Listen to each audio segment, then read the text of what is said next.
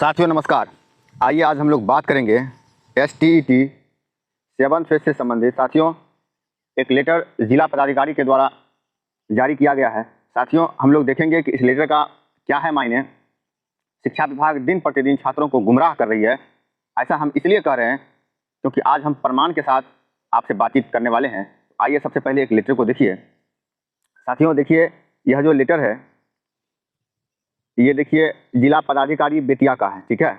और देखिए इसमें क्या है मांग। सेवा में कहता है कि सभी प्रधानाध्यापक माध्यमिक उच्च माध्यमिक विद्यालय पश्चिमी चंपारण बेतिया, जी हाँ साथियों, यानी कि ये माध्यमिक उच्च माध्यमिक विद्यालय 9 to 10th एंड +2 के लिए है। और विषय में कहा गया है कि 1 अप्रैल 2019 से लेकर के 31/3/2022 तक सेवानिवृत्त त्याग पत्र मृत शिक्षकों के संबंध में विषयवार सूचना के संबंध में। आप जानते हैं साथियों कि शिक्षा विभाग का एक लेटर जारी किया गया था जिसमें कहा गया था कि 1 अप्रैल 2019 से लेकर के 31 दिसंबर 2022 तक के सभी रिक्तियों की गणना पिछले 15 दिनों के अंदर जो है सभी विद्यालय शिक्षा विभाग को उपलब्ध कराए। लेकिन यहाँ पे देखिए ऐसा कुछ भी नहीं किया जा रहा है। और यहाँ पे क्या किया जा रहा है 31/3/2022 तक। अब देखेंगे, अब देखिए साथियों कुछ लोग कहेंगे हो सकता है यहाँ पे मिसप्रिंट है, तो हम आइए और भी जगह आपको दिखाते हैं। देखिए यहाँ पे वही है, महाशय उपयुक्त विषयक आपके विद्यालय में नियमित नियोजित वैसे शिक्षक जो 1 अप्रैल 2019 से लेकर 31/3/2022 तक सेवानिवृत्त त्याग पत्र मृत की विषयवार सूची निम्न प्रपत्र में 24 घंटे के अंदर उपलब्ध कराना क्या किया जाए, सुनिश्चित किया जाए। तो यहाँ पर भी आप देख सकते हैं, यहाँ भी 31/3/2022 है। और फिर उसके बाद देखिए यहाँ पर भी देखिए 31/3/2022 है साथियों। तो ये तो कंफर्म हो गया कि 31/3/2022 कहीं से भी ये मिसप्रिंट नहीं है, बल्कि जानबूझ करके यह एक साजिश के तहत ऐसा किया जा रहा है जिला पदाधिकारी के द्वारा। फिर देखिए यहाँ पे देखिए एक और आज के प्रिंट मीडिया में न्यूज है, कहता है कि राज्यकृत स्कूलों में होगा तबादला। जी हाँ साथियों, और वही देखिए ये भी है आज के दैनिक भास्कर में यह एक न्यूज कवर किया गया। यहाँ पे देखिए कहता है कि हाई स्कूलों में प्रधानाध्यापक सहायक शिक्षक और कर्मियों की मांगी गई है सूची। यहाँ पे देखिए कहता है कि माध्यमिक शिक्षा निदेशालय ने सभी क्षेत्रीय शिक्षा उप निदेशक से राज्यकृत परियोजना उच्च विद्यालय में प्रधानाध्यापक सहायक शिक्षक कर्मी के रिक्त पदों की सूचना 26 जून तक मांगा है। कहा है कि स्थानांतरण के लिए राज्यकृत स्थानांतरण समिति की बैठक 29 जून को निर्धारित है। जी हाँ साथियों, यानी कि 26 जून तक। देखिए साथियों इसको आप याद रखेंगे, यह एक बहुत बड़ा डेट है कि 26 जून डेडलाइन कब तक दिया गया है कि 26 जून तक मांगा है। यानी कि 26 जून तक आपको एनी हाउ सभी रिक्ति को क्या करना है, जिला यानी कि शिक्षा विभाग को भेज देना है। यहाँ पे देखिए फिर एक और लेटर जारी हुआ था, इस लेटर में भी लिखा गया है, यहाँ पे भी देखिए विषय में वही बात कहता है कि राज्यकृत परियोजना उच्च विद्यालय में प्रधानाध्यापक सहायक विषय एवं शिक्षकेतर कर्मी के रिक्त पदों की सूचना उपलब्ध कराने के संबंध में। और समिति का बैठक कब है, यहाँ पे देख सकते हैं 29/6/2022 को समिति का बैठक है। ठीक है साथियों, तो ये ओवरऑल बातें थी। और ये देखिए ये लेटर कब निकला है, ये शिक्षा विभाग की तरफ से लेटर जारी किया गया 23/6/22 को। और यहाँ पे देखिए 25/6/22 का भी साइन है, यहाँ पर भी 25 नहीं है साथियों, ये लगता है 23 ही है, 23/6/22 का ये सिग्नेचर है। तो आइए अब हम लोग ओवरऑल फाइनल कंक्लूजन पे बात करेंगे। देखिए यहाँ पे ये दैनिक भास्कर का जो न्यूज है ना, ये बहुत कुछ क्लियर कर रहा है। यहाँ पे क्या कहा जा रहा है कि देखिए 26 जून तक मांगा गया, यानी कहने का मतलब क्या है, रिक्त पदों की सूचना जो है ये कब तक मांगा गया है, 26 जून, यानी कि कल, आज 25 है तो कल तक जो है सभी रिक्ति की सूचना शिक्षा विभाग के पोर्टल पे अपलोड करना है 24 घंटे के अंदर। यहाँ पे देखिए, यहाँ पर भी देखिए वही बात कहता है, यहाँ पे क्या कह रहा है कि 24 घंटे के अंदर। और कब तक है 31/3/2022 तक। साथियों कुछ ऐसे, अब सबसे बड़ी बात क्या है कि ये जो रिक्ति मांगा जा रहा है 31/3/2022 तक, तो इसके आधार पर हम ये कह सकते हैं कि यह रिक्ति सिर्फ और सिर्फ पदोन्नति स्थानांतरण को लेकर के है।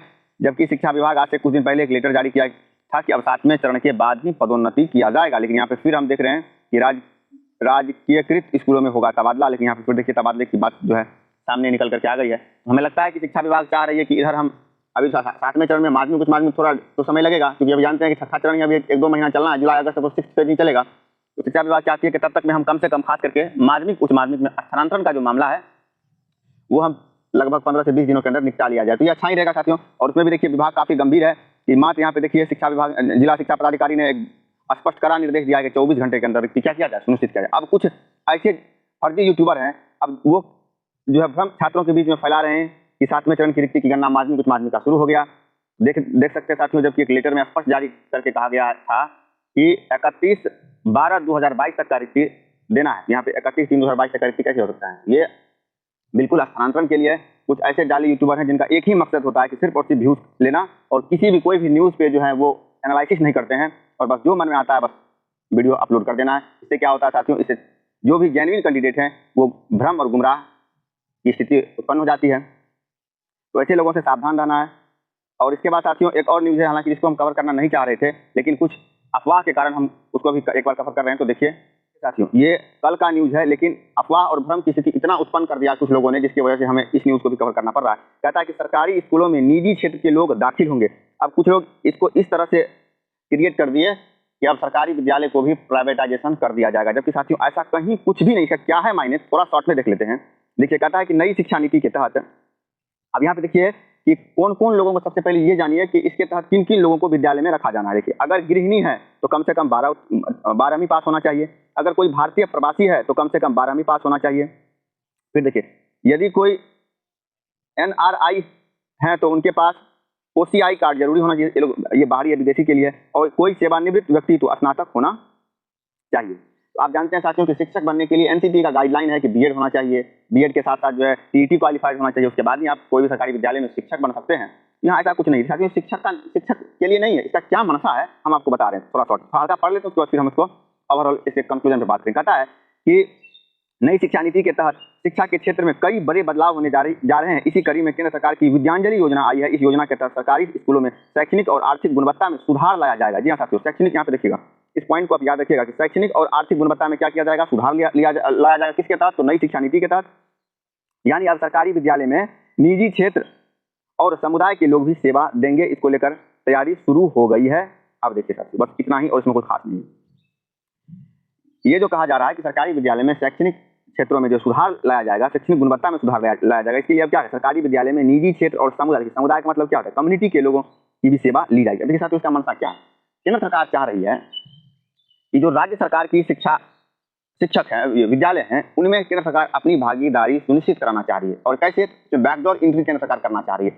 अब देखिए, इसमें क्या किया जा रहा है कि आपको चॉइस दिया जा रहा है कि यदि आपके अंदर इच्छा है कि नहीं हम विद्यालय में अपना सेवा दें, तो इसके लिए जो है उस एक जो है विद्यांजलि योजना केंद्र सरकार ने लाया है। और इसके तहत जो है आप विद्यालय में जुड़ सकते हैं स्वेच्छा से, और एक पोर्टल बनेगा केंद्र सरकार का, वो पोर्टल होगा। और जब आप उससे जुड़ेंगे और यदि विद्यालय में किसी भी तरह का कोई मनमानी होता है तो आप उससे अवगत कराएंगे केंद्र सरकार को। तो उसके माध्यम से जो है केंद्र सरकार जो है उस स्टेट गवर्नमेंट पे दबाव और प्रेशर बनाएगी कि हाँ ऐसा ऐसा किया जा रहा है। अब देखिए, ऐसे ही डायरेक्ट तो केंद्र सरकार जो है किसी का अपॉइंटमेंट तो कर नहीं सकती है राज्य के स्कूलों में। तो यहाँ पे एक जो है बैक एंट्री किया जा रहा है, जिसकी वजह से जो केंद्र सरकार की जो मनसा है वो मनसा कामयाब होगी। यानी कि बहुत सारे राज्य ऐसे हैं, जैसे बिहार है, तो बिहार में क्या होता है, सिर्फ BA-BEd पर ही शिक्षकों की बहाली होती है। जाहिर सी बात है, सिर्फ BA-BEd पर शिक्षकों की बहाली होगी, गुणवत्ता तो आएगा नहीं। और क्योंकि नीति आयोग की रिपोर्ट में कल भी एक वीडियो कवर किए थे, बिहार सबसे निचले पायदान पर, केरल सबसे टॉप पर है। क्यों? क्योंकि वहाँ TET का 90% वेटेज है, एकेडमिक का वेटेज मात्र 10%। और बिहार में क्या है, 90% एकेडमिक का वेटेज है और 10% जस्ट अपोजिट। इसीलिए केरल का जस्ट अपोजिट है नीति आयोग की रिपोर्ट में शिक्षा के क्षेत्र में। तो इसीलिए अब केंद्र सरकार जो है चाह रही है क्या कि हम इस सेक्टर के माध्यम से जो है एंट्री कर जाए विद्यालय में।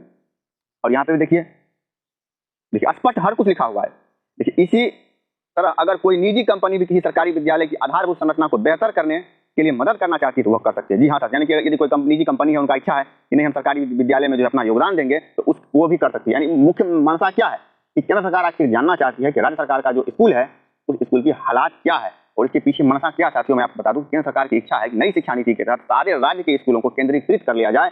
यानी राज्य सरकार के पावर को सीज कर लिया जाए सरकारी विद्यालय से, और जो भी शिक्षकों की बहाली हो वो केंद्रीकृत तरीके से। हाँ, इसमें बहुत अभी वक्त लगेगा, लेकिन इसके पीछे का मनसा वही है। लेकिन अब कुछ ऐसे फर्जी यूट्यूबर जिनको ABCD तक का नॉलेज नहीं है, बस उनका एक ही मकसद है कि सिर्फ और सिर्फ स्टूडेंट को गुमराह करना। और इसको लेकर के छात्रों को गुमराह किया गया कि अब सरकारी विद्यालय का भी प्राइवेटाइजेशन हो जाएगा, फलाने तारीख से जो है इसमें आवेदन शुरू हो जाएगा। मतलब तरह तरह की बातें। अब जो है कोई भी सीटों की बहाली बहुत कम होगी। तो तमाम तरह की जो है मतलब गलत न्यूज़, अफवाह छात्रों के बीच में फैलाया गया। तो यही साथियों ओवरऑल यही बातें थी। साथियों, आप जानते हैं कि ये एक ऐसा चैनल है जहाँ पे हम आपको कोई भी न्यूज़ विदाउट रिसर्च का प्रोवाइड नहीं करते हैं। हर न्यूज़ को सबसे पहले रिसर्च करते हैं, देखते हैं क्या है इसका मायने और क्या ओवरऑल फाइनल इसका कंक्लूजन निकल सकता है। उसके बाद ही साथियों कोई भी न्यूज़ हम आपके समक्ष लेकर के आते हैं। तो उम्मीद करते हैं कि आज का ये वीडियो आपको पसंद आया है। यदि पसंद आया है तो लाइक करना मत भूलिएगा और चैनल पर पहली बार आए सब्सक्राइब अवश्य कर लीजिएगा। वीडियो देखने के लिए आप सबका बहुत बहुत धन्यवाद।